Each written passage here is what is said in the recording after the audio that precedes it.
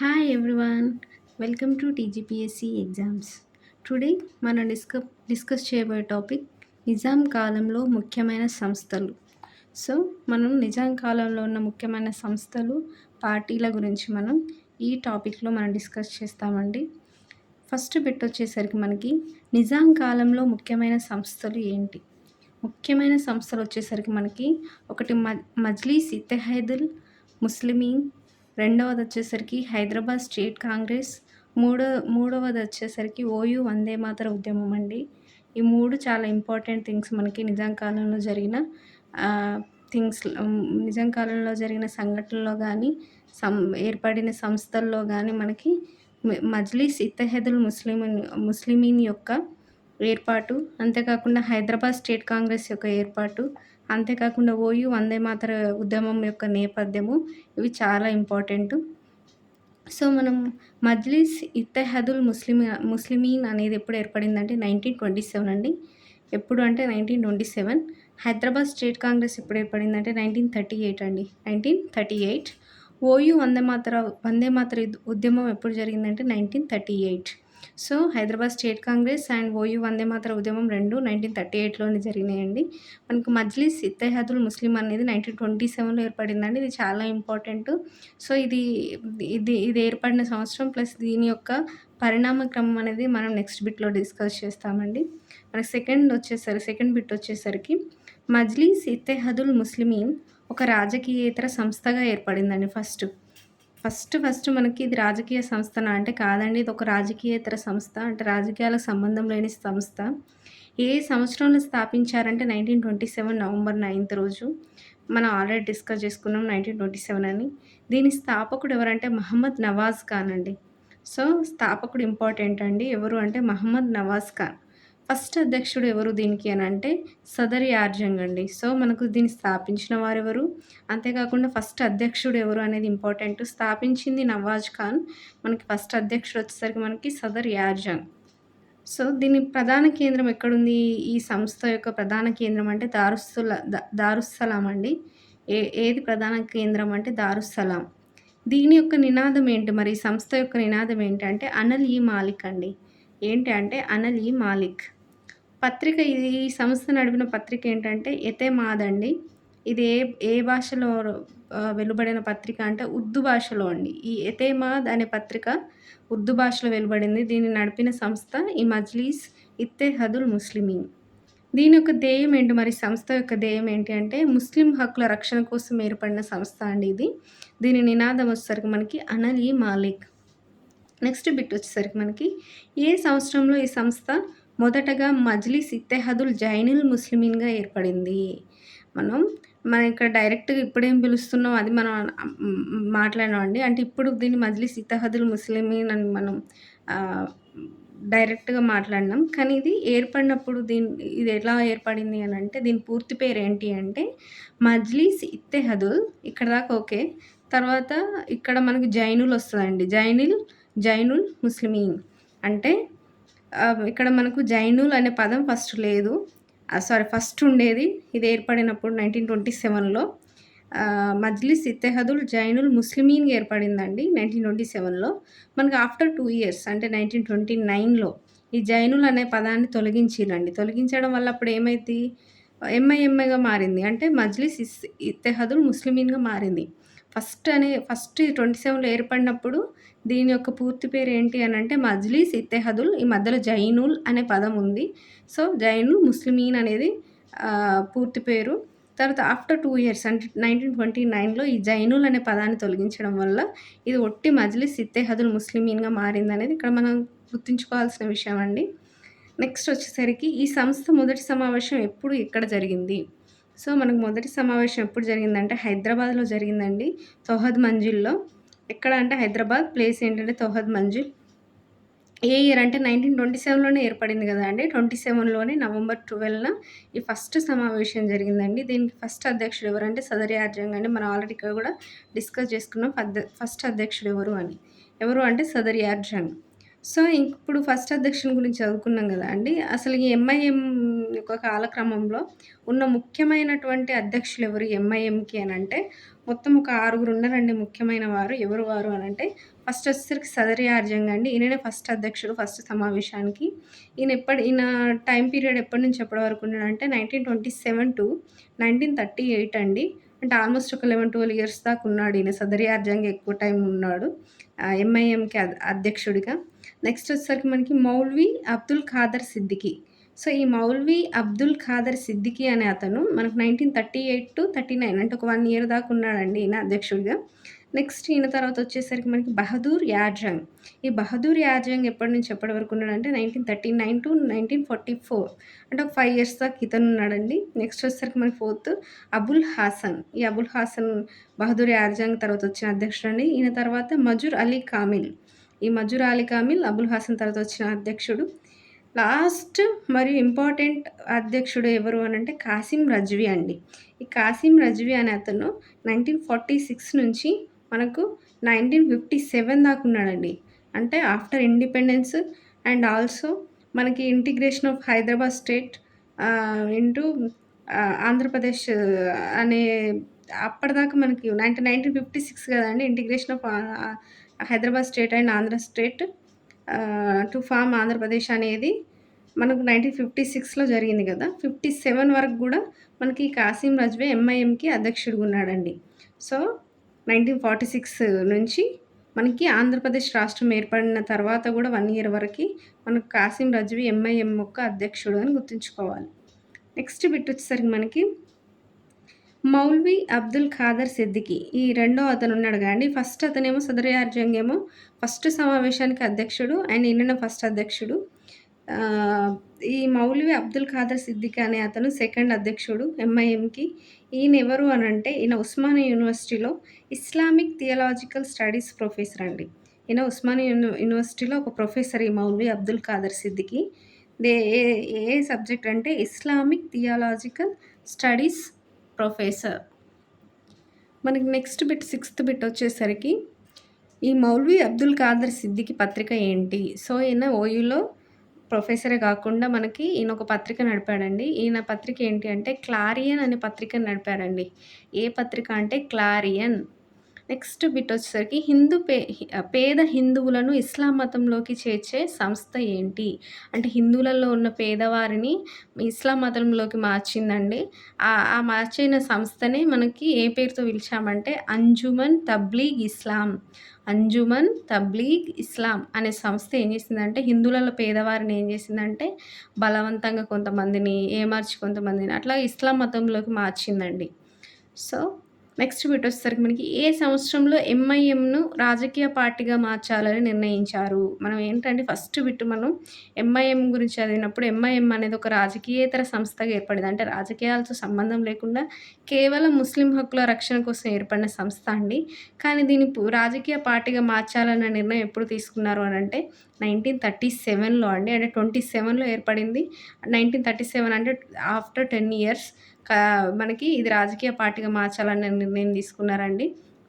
ఎవరు అధ్యక్షతన అంటే అబ్దుల్ ఖాదర్ సిద్దికీ అండి. సో, అప్పుడున్న అధ్యక్షుడు ఎవరంటే అబ్దుల్ ఖాదర్ సిద్దికీ. మనకి నెక్స్ట్ బిట్ వచ్చేసరికి హిందూ రాష్ట్ర సిద్ధాంతాన్ని ఎవరు తీసుకొచ్చారు? హిందూ రాష్ట్ర సిద్ధాంతాన్ని తీసుకొచ్చింది ఎవరు అనంటే వీడీ సావర్కర్ అండి. ఎవరు అంటే వీడీ సావర్కర్. ఈయన ఇండియన్ హిస్టరీలో కూడా మనం ఈయన గురించి ఇంకా డిస్కస్ చేస్తాము. ఏ ఇయర్‌లో అంటే 1938లో. ఏ ఇయర్ అంటే 1938. నెక్స్ట్ బిట్ వచ్చేసరికి ఎంఐఎంను పూర్తి స్థాయి రాజకీయ సంస్థగా రూపొందించింది ఎవరు? సో, మనం ఇక్కడ గుర్తుంచుకోవాలి ఫస్ట్ సమావేశానికి ఫస్ట్ ఎంఐఎం అధ్యక్షుడు వచ్చేసరికి సదర్ యార్జంగ్ అండి. ఈయన వచ్చేసరికి పూర్తి రాజకీయ సంస్థగా రూపొందించింది ఎవరు అంటే బహదూర్ యార్జంగ్ అండి. సదర్ యార్జంగ్ వచ్చేసరికి ఫస్ట్ సమావేశానికి ఫస్ట్ అధ్యక్షుడు. ఈ బహదూర్ యార్జంగ్ వచ్చేసరికి మనకి ఎంఐఎంను పూర్తి స్థాయి రాజకీయ సంస్థగా మార్చిన ఎంఐఎం అధ్యక్షుడు. సో, సదర్ యార్జంగ్, బహదూర్ యార్జంగ్ అనేది కొంచెం సిమిలర్‌గా ఉన్న నేమ్స్. సో, ఫస్ట్ సదరు, తర్వాత బహదూర్ యార్జంగ్ అని గుర్తుంచుకోవాలండి. ఈ బహదూర్ యార్జంగ్ అనే అతను మూడవ ఎంఐఎం అధ్యక్షుడు. ఈ సదర్ యార్జంగ్ అనే అతను ఫస్ట్ ఎంఐఎం అధ్యక్షుడు.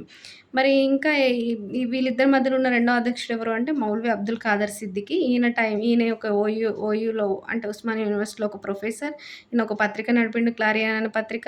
సో, ఈయన టైంలోనే రాజకీయ పార్టీగా మార్చాలనే నిర్ణయం మాత్రం తీసుకున్నారు. ఇంక మార్చలేదండి. మార్చాలనే నిర్ణయం తీసుకుంది అబ్దుల్ ఖాదర్ సిద్దికీ టైంలో. అంటే రెండవ ఎంఐఎం అధ్యక్షుడి అధ్యక్షతన. కానీ మార్చింది ఎప్పుడు పూర్తిగా అనంటే బహదూర్ యార్జంగ్ అంటే మూడవ ఎంఐఎం అధ్యక్షుడు ఉన్నప్పుడు మనకి పూర్తి స్థాయి రాజకీయ సంస్థగా రూపొందించబడింది. నెక్స్ట్ బిట్ వచ్చేసరికి మనకి అంటే నిర్ణయం ఇప్పుడు ఎవరి టైంలో తీసుకున్నారో దాన్ని ఇంప్లిమెంట్ చేసింది ఎవరి టైంలో అనేది గుర్తుంచుకోవాలి. నెక్స్ట్ బిట్ వచ్చేసరికి మనకి బహదూర్ యార్జంగ్ యొక్క బిరుదులు ఏంటి? బహదూర్ యార్జంగ్ యొక్క బిరుదులు ఏంటి? సో, ఈ మూడవ ఎంఐఎం అధ్యక్షుడు బహదూర్ యార్జంగ్ యొక్క బిరుదులు యువ సిసిరో, రెండవది యార్జంగ్. సో, ఈ పేరులో ఉన్న యార్జంగ్ గూడా ఈయనకున్న బిరుదు. ఈ యార్జంగ్ అనే బిరుదు ఎవరిచ్చారు అంటే ఏడవ నిజాం ఇచ్చాడండి ఈయనకి, బహదూర్ యార్జంగ్‌కి. సో, ఎవరిచ్చారంటే ఏడవ నిజాం. నెక్స్ట్ బిట్ వచ్చేసరికి మనకి అనల్-ఈ-మాలిక్ ఉద్యమం ఎవరు చేపట్టారు? ఇక్కడ ఆల్రెడీ మనము ఈ ఎంఐఎం యొక్క నినాదం అనల్-ఈ-మాలిక్ అని మనం ఆల్రెడీ సెకండ్ బిట్‌లో చదువుకున్నాం గదండీ! సో, ఆ అనల్-ఈ-మాలిక్ ఉద్యమం ఎవరు చేపట్టారు? అసలు అనల్-ఈ-మాలిక్ అంటే అర్థం ఏంటి అనంటే, ఈ అనల్-ఈ-మాలిక్ అనే ఉద్యమాన్ని స్టార్ట్ చేసింది బహదూర్ యార్జంగ్ అండి.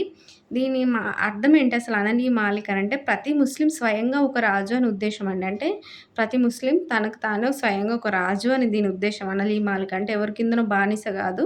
ఎవరికి వారే ప్రతి ముస్లిం వాళ్ళకి వారే ఒక రాజు అని జెప్పి దీని ఉద్దేశ్యం అండి. ఈ ఉద్యమం యొక్క ఉద్దేశ్యము. ఈ ఉద్యమాన్ని చేపట్టింది ఎవరు అంటే బహదూర్ యార్జంగ్. సో, ఈయన టైంలోనే మనకు ఎంఐఎం పూర్తి రాజకీయ సంస్థగా ఏర్పడడమే గాకుండా మనకి అనల్-ఈ-మాలిక్ అనే ఉద్యమం స్టార్ట్ చేయబడిందండి. నెక్స్ట్ బిట్ వచ్చేసరికి మనకి ధూల్పేట అల్లర్లు. ఈ ధూల్పేట అల్లర్లనేవి చాలా ఫేమస్ అండి. ఈ ధూల్పేట అల్లర్లు అంటే ఏంటంటే హిందూ, ముస్లిం మధ్య జరిగిన గొడవలనే మనం ధూల్పేట అల్లర్లు అని అంటామండి. ఈ ధూల్పేట అల్లర్లు ఎప్పుడు జరిగినాయంటే 1938లో జరిగినాయండి. 1938లోనే మనకు హైదరాబాద్ స్టేట్ కాంగ్రెస్ ఏర్పడింది. ఓయూ వందే మాతర ఉద్యమం జరిగింది. అదేవిధంగా ధూల్పేట అల్లర్లు కూడా 1938లో జరిగినాయని మనం గుర్తుంచుకోవాలండి. సో, మనకి హైదరాబాద్ స్టేట్ కాంగ్రెస్ గురించి, ఓయూ వందే మాతర ఉద్యమం గురించి అప్‌కమింగ్ బిట్స్‌లో మనం డిస్కస్ చేస్తాము. సో, ధూల్పేట అల్లర్లు ఎప్పుడు అంటే 1938. ఈ ధూల్పేట అల్లర్లు దేనికి సంబంధించినవంటే హిందూ, ముస్లింకి సంబంధించిన గొడవలండి. సో, నెక్స్ట్ 14థ్ బిట్ వచ్చేసరికి మనకి సింగ్ జంగ్ చర్చలు దేనికోసము? సో, ఈ ధూల్పేట అల్లర్లు జరిగిన తర్వాత సింగ్ జంగ్ చర్చలని జరిగినాయండి. ఈ సింగ్ జంగ్ చర్చలు అనంటే అసలు ఏంటి? సింగ్ జంగ్ చర్చలు దేనికోసం జరిగినాయి? ఎవరెవరి మధ్య జరిగినాయి అంటే సింగ్ అంటే మనకి మందుముల నరసింగరావు అండి. నర్సింగ్‌లో సింగ్ తీసుకున్నారు. జంగ్ ఎవరు అంటే బహదూర్ యార్జంగ్ అండి. ఇప్పుడు మనకి మూడవ ఎంఐఎం అధ్యక్షుడు బహదూర్ యార్జంగ్ గదండీ! సో, మూడవ ఎంఐఎం అధ్యక్షుడైన బహదూర్ యార్జంగ్‌కి ప్లస్ మందుముల నరసింగరావుకి జరిగిన చర్చలే సింగ్ జంగ్ చర్చలండి. ఈ సింగ్ జంగ్ చర్చలు దేనికోసం జరిగినాయంటే హిందూ, ముస్లింల మధ్య ఈ ధూల్పేట అల్లర్లు జరుగుతున్నాయి గదండీ! ఈ అల్లర్ల వల్ల వీళ్ళ మధ్య ఐక్యత దెబ్బతింటుంది గాబట్టి హిందూ, ముస్లింలు మళ్ళీ కలిసుండాలి, ఐక్యంగా ఉండాలని హిందూ, ముస్లింల ఐక్యత కోసం జరిగినయే ఈ సింగు జంగు చర్చలండి. ఎవరెవరి మధ్య అంటే మందుముల నరసింగారావు, బహదూర్ యార్జంగ్. మనకు నెక్స్ట్ బిట్ వచ్చేసరికి జనాభా మార్పిడి సిద్ధాంతాన్ని ఎవరు ప్రతిపాదించారు అని అంటే ఈ జనాభా మార్పిడి సిద్ధాంతం. జనాభాను మార్పిడి ఇక్కడ గుర్తుంచుకోండి. జనాభా మార్పిడి అంటే జనాభాను ఎక్స్‌చేంజ్ లాగా ఉంది గదండీ! జనాభా మార్పిడి సిద్ధాంతము ఎవరు ప్రతిపాదించారంటే అబ్దుల్ లతీఫ్ అండి. ఎవరు అంటే అబ్దుల్ లతీఫ్. ఎవరు ఈ అబ్దుల్ లతీఫ్ అంటే ఓయూలో ఇంగ్లీష్ ప్రొఫెసర్ అండి ఈయన. ఉస్మానియా యూనివర్సిటీలో ఇంగ్లీష్ ప్రొఫెసర్. మన ఇందాక రెండవ ఎంఐఎం అధ్యక్షుడు మౌల్వి అబ్దుల్ ఖాదర్ సిద్దికీ గురించి చదువుకున్నప్పుడు ఆయన గూడా ఓయూలో ప్రొఫెసరే. కానీ దేంట్లో అంటే ఏ సబ్జెక్ట్ అంటే ఇస్లామిక్ థియలాజికల్ స్టడీస్‌లో ఆయన ప్రొఫెసర్ అండి. మనకి జనాభా మార్పిడి సిద్ధాంతం ప్రతిపాదించిన అబ్దుల్ లతీఫ్ వచ్చేసరికి ఇంగ్లీష్ ప్రొఫెసర్ అండి. ఈయన గూడా ఉస్మానియా యూనివర్సిటీ కాకపోతే ఇంగ్లీష్ ప్రొఫెసర్. అసలు ఈ జనాభా మార్పిడి సిద్ధాంతం అంటే ఏంటి అని అంటే హైదరాబాద్‌లో ఉన్న ముస్లిమేతరులు ఉన్నారు గదండీ! ఇప్పుడు హైదరాబాద్‌లో ముస్లింలే ఉండాలి. ముస్లిమేతరులు అనేవాళ్ళు ఎవరైతే ఉంటారో అంటే ముస్లింలు కాకుండా ఉన్న మిగతా మతస్థులని ఇతర ప్రాంతాలకు పంపించేసేయాలి. ఇతర ప్రాంతాల్లో ఉన్న ముస్లింలని హైదరాబాద్‌కి తీసుకురావాలి. అంటే హైదరాబాద్ ఓన్లీ ఫర్ ముస్లిమ్స్ అన్నది ఈ జనాభా మార్పిడి సిద్ధాంతం యొక్క ఆహ్, ఉద్దేశ్యం అండి. అంటే హైదరాబాద్‌లో ముస్లింలు మాత్రమే ఉండాలి. ముస్లిమేతరులు ఇతర ప్రాంతాలకెళ్ళిపోవాలి. అదే విధంగా ఇతర ప్రాంతాల్లో ఉన్న ముస్లింలందరూ హైదరాబాద్‌కి తీసుకురావాలనేదే ఈ జనాభా మార్పిడి సిద్ధాంతం. ఎవరు తీసుకొచ్చిరంటే అబ్దుల్ ర లతీఫ్. ఈయనెవరు అంటే ఓయూలో ఇంగ్లీష్ ప్రొఫెసర్. సో, ఈయన ఇట్లా అట్లా హైదరాబాద్‌లో ఓన్లీ ముస్లింలే ఉండాలి అనేది ఇది నచ్చకుండా ఈ సిద్ధాంతాన్ని వ్యతిరేకిస్తూ 'ఖుదా ఓ దిన్ నహీ ఆయియే' 'ఖుదా ఓ దిన్ నహీ ఆయే' అనే ఆర్టికల్ ఎవరు రాసారంటే మందుముల నరసింహారావు అండి. సో, ఎవరు రాసారంటే మందుముల నరసింహారావు. ఈ మందుముల నరసింహారావుని మనము సింజంగ్ చర్చల్లో భాగంగా చదువుకున్నాము. అదే విధంగా అంటే ఈ టైంలో ఎంఐఎం యాక్టివ్‌గా ఉన్న టైంలో మనకు మందమూల నరసింహారావు అనే అతను చాలా ఇంపార్టెంట్ రోల్ ప్లే చేశాడనేది మనం గుర్తుంచుకోవాలి. సో, ఈ ఈయన 'ఖుదా ఓ దిన్ నహీ ఆయ' అనే ఆర్టికల్ రాసాడు మందమూల నరసింహారావు. ఎవరు రాసారంటే మందమూల నరసింహారావు. ఏం రాసాడంటే 'ఖుదా ఓ దిన్ నహీ ఆయ' అనే ఆర్టికల్ రాసాడు. సో, మనకి ఈ జనాభా మార్పిడి సిద్ధాంతం అబ్దుల్ లతీఫ్ ప్రకటించిన తర్వాత మనకి 1942లో బహదూర్ యాజంగ్‌పై 1 ఇయర్ నిషేధం జరిగిందండి. ఎందుకంటే అప్పటికి ఎంఐఎం యొక్క యాక్టివిటీస్ అనేటివి ఈ ఏమంటారు నిజాంకి నచ్చలేదండి. అప్పుడున్న ఏడవ నిజాంకి నచ్చకపోవడం వల్ల 1942లో మనకి బహదూర్ యాజంగ్‌పై 1 ఇయర్ నిషేధించాడండి. నిషేధం విధించాడు. సో, ఏ ఎంఐఎం అధ్యక్షుడి పైన మనకి 1 ఇయర్ నిషేధం అమలు జరిగింది అనంటే బహదూర్ యార్జంగ్‌పై అండి. మూడవ ఎంఐఎం అధ్యక్షుడైన బహదూర్ యార్జంగ్ ఏ ఇయర్‌లో అంటే 1942. సో, ఎప్పటి వరకు నిషేధం అంటే 1 ఇయర్ వరకు నిషేధం. నెక్స్ట్ బిట్ వచ్చేసరికి మనకి 1943లో సో, 1 ఇయర్ వరకే గదా అండి నిషేధము. తర్వాత నెక్స్ట్ ఇయర్ 1943లో వరంగల్‌లో మనకి ఎంఐఎం యొక్క వార్షికోత్సవ సభ జరిగిందండి. సో, ఎక్కడ జరిగిందంటే వరంగల్‌లో ఎన్నో సభ అంటే వార్షికోత్సవ సభ ఏ ఇయర్ అంటే 1943. సో, ఈ 1943లో అప్పుడు దీనికి అటెండ్ అయింది ఎవరంటే బహదూర్ యార్జంగ్ అండి. బహదూర్ యార్జంగ్‌కే మనకు 1942లో పైన నిషేధం 1 ఇయర్ అన్నారు గానీ, సో, ఆఫ్టర్ 1 ఇయర్ 1943లో ఈయన ఈ వరంగల్‌లో జరిగిన ఎంఐఎం వార్షికోత్సవ సభకి ఈయన అటెండ్ అయ్యి, హైదరాబాద్ రాజ్యం నిజాం సొత్తు కాదు, ముస్లిం ప్రజల అందరి ఆస్తి. అంటే ఇది ముస్లిం ప్రజలని స్పెసిఫిక్‌గా మెన్షన్ చేశాడని గుర్తుంచుకోండి. అందరి ప్రజలు అని అనలేదు. ఓన్లీ ముస్లిం ప్రజల ఆస్తి అని అన్నాడు. హైదరాబాద్ రాజ్యం అనేది నిజాం సొత్తు కాదు. ముస్లిం ప్రజల అందరి ఆస్తి అని చెప్పింది ఎవరు అంటే బహదూర్ యాజంగ్. ఏ సభలో అంటే వరంగల్ ఎంఐఎం వార్షికోత్సవ సభలో. ఏ సంవత్సరం అంటే 1943 అండి. మనకి నెక్స్ట్ బిట్ వచ్చేసరికి 17థ్ బిట్ అండి. ఏ సంవత్సరంలో రజాకార్ల వ్యవస్థ ఏర్పాటు జరిగింది? ఏ సంవత్సరంలో రజాకార్ల వ్యవస్థ ఏర్పాటు జరిగిందంటే 1940 అండి. ఈ రజాకార్లు ఎవరు అంటే ఎంఐఎం యొక్క వాలంటీర్లండి. ఎంఐఎం యొక్క వాలంటీర్లనే రజాకార్లు అన్నామండి. సో, ఈ రజాకార్ల వ్యవస్థ అనేది ఎప్పుడు ఏర్పాటు జరిగిందనేది చాలా ఇంపార్టెంట్ అండి. 1940లో ఏర్పాటు జరిగిందండి. మనకి ఎంఐఎం ఏర్పాటు ఎప్పుడంటే 1927 అండి. మనకి రజాకార్ల వ్యవస్థ వచ్చేసరికి మనకి 1940లో ఏర్పడిందండి.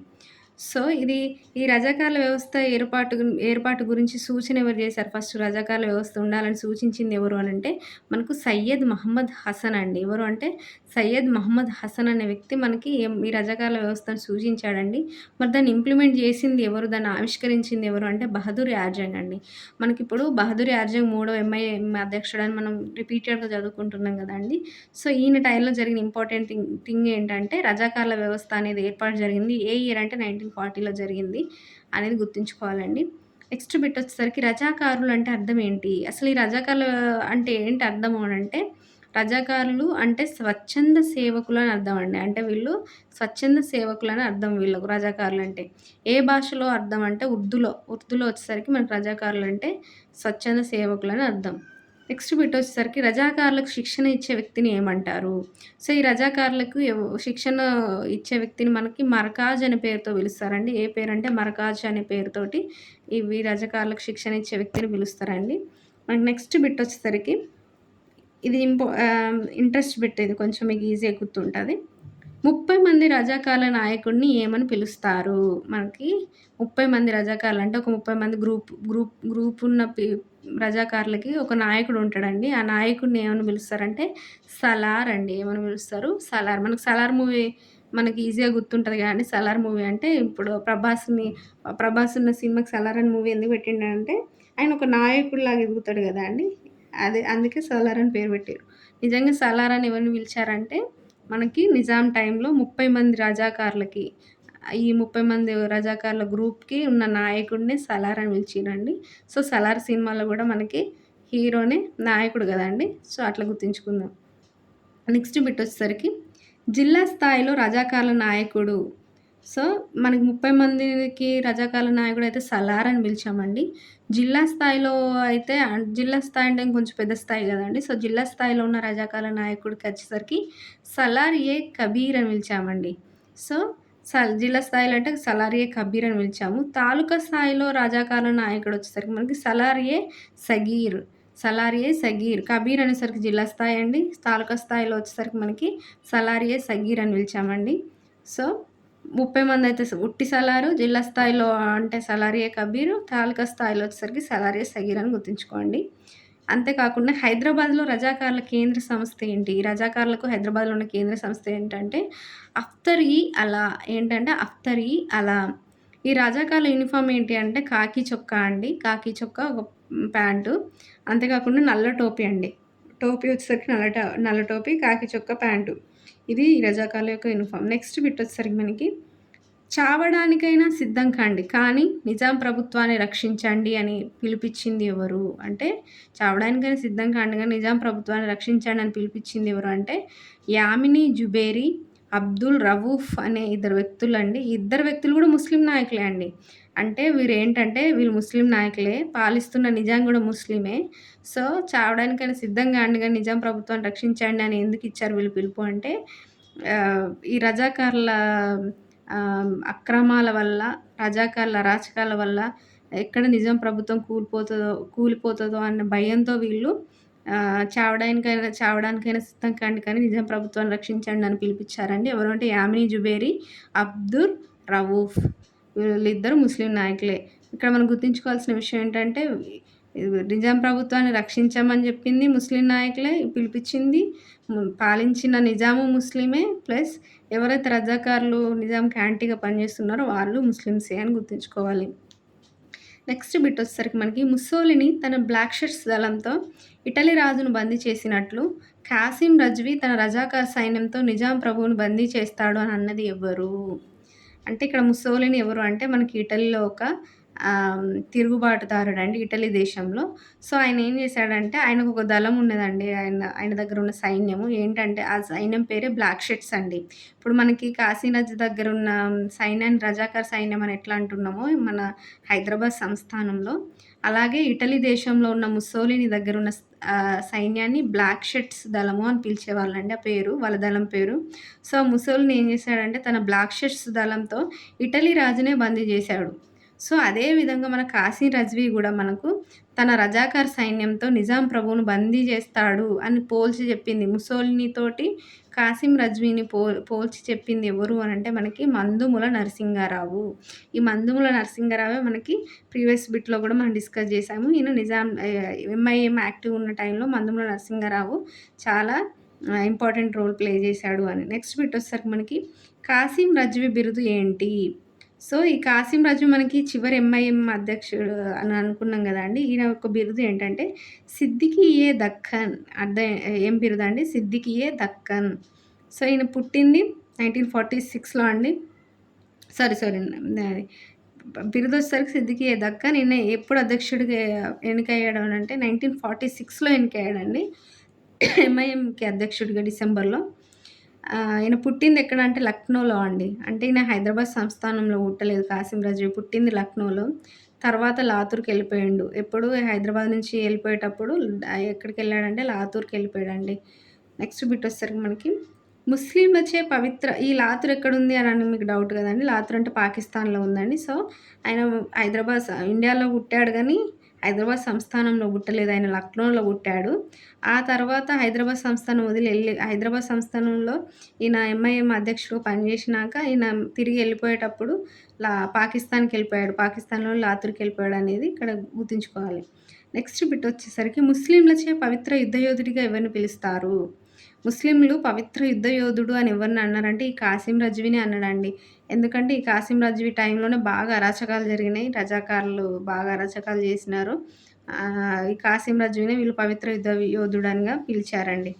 నెక్స్ట్ ఎందుకు పవిత్ర యుద్ధ యోధుడిగా పిలిచినారంటే ఈయన టైంలో అరాచకాలు ఎవరి మీద జరిగినాయంటే హిందువుల మీద జరిగినాయండి. అంటే వాళ్ళ ముస్లింల యొక్క డామినెన్సీ అనేది ఈ రజాకార్ల రూపంలో బాగా ఆహ్, ఆహ్, ఆహ్, చూపించినారండి. అందుకే వీళ్ళు ఈయనను పవిత్ర యుద్ధ యోధుడిగా పిలుచుకున్నారండి ముస్లింలు. సో, మనకు గుర్తుంచుకోవాల్సిందేంటంటే 1946లో వచ్చేసరికి రజాకార్ల సంఖ్య ఎంతుంది అంటే, ఈయన అధ్యక్షుడిగా ఎన్నికయ్యే టైంకి రజాకార్ల సంఖ్య 50,000 మాత్రమే ఉందండి. కాసీ నజ్వీ అధ్యక్షుడైన తర్వాత ఈయన ఏం ప్రకటించాడంటే, ఈ 50,000 ఉన్న రజాకార్ల సంఖ్యని ఇంకా 5,00,000కు పెంచుతా అని ఈయన ప్రకటించాడండి 1946లో అనేది గుర్తుంచుకోవాలి. మనకి లాస్ట్ బిట్ వచ్చేసరికి రజాకార్లలో మహిళా విభాగం ఏర్పాటు చేసింది ఎవరు? సో, రజాకార్లంటే ఓన్లీ బాయ్సే కాదండి. మెన్సే కాదు. ఇందులో మహిళా విభాగం గూడా ఉంది. దాన్ని ఏర్పరిచింది ఎవరు అంటే కాసిం రజ్వీయే అండి. ఈ చివరి ఎంఐఎం అధ్యక్షుడైనటువంటి కాసిం రజ్వీయే మనకి రజాకార్లలో మహిళా విభాగాన్ని గూడా ఏర్పాటు చేశాడు అనేది ఇక్కడ మనం గుర్తుంచుకోవాల్సిన విషయం. ఇక్కడికి మనకి 25 బిట్స్ కవర్ అయినాయండి. సో, నెక్స్ట్ బిట్స్ మనం నెక్స్ట్ వీడియోలో కవర్ చేద్దాం. Thank you.